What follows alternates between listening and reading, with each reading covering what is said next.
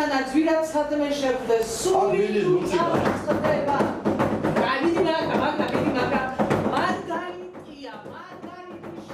is the only Azerbaijani theater in Tbilisi, Georgia. They have to have rehearsals in small room because they don't have useful stage. The building of the theater is in bad condition and it needs to be restored. Director of the theater Varlam Nikoladze, who was appointed just few months ago, struggles for the theater. This building is one of the oldest buildings of Tbilisi. It's around 200 years old. The building served as a rehearsal place for chorus and orchestra. At the beginning of 20th century, the building served Azerbaijani language theater group, but the group didn't exist after 1947. The theater was reopened 12 years ago, but it looks only on papers. Although this is a state theater, it receives only salaries and electricity fee from the state, nothing more. That's why the salaries are so small, so funny numbers. Actors complain about the condition of the building, saying it's impossible to work in this condition.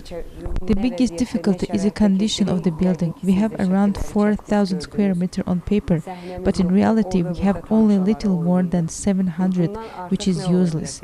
We don't have a stage. We have to play at other stage. What more could happen to one theater? We continue only to keep the only Azerbaijani theater in Georgia alive. Since the theater has no enough resources, they use only old requisites or have to buy themselves. All this makes working process difficult. Actors call for the more attention for the theater. Tbilisi Azerbaijani theater, which has a history of 145 years, is now in such a condition. The theater was closed and reopened in 2014.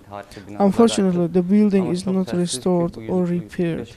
It's impossible to have visitors here.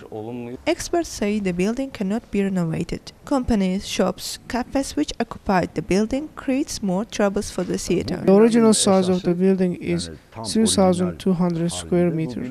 Today only 813 square meters left for the theater. Other parts are occupied by companies, restaurants, shops and families. Experts say that the restoration of our part of the building is very dangerous, because if we will touch anything here, the whole building will collapse. 31 families from Abkhazia are registered in the building. We tried to talk to them, but they categorically refused. Only known is that currently there are only 3 families. All other homes are closed up. The Ministry of Culture says that they cannot interfere privatized areas. In the letter sent to the theater on June 13, Georgi Bagratze, the Deputy Minister of the Culture, says that the budget of the theater will be increased in 2017, but the fate of the building is still unknown.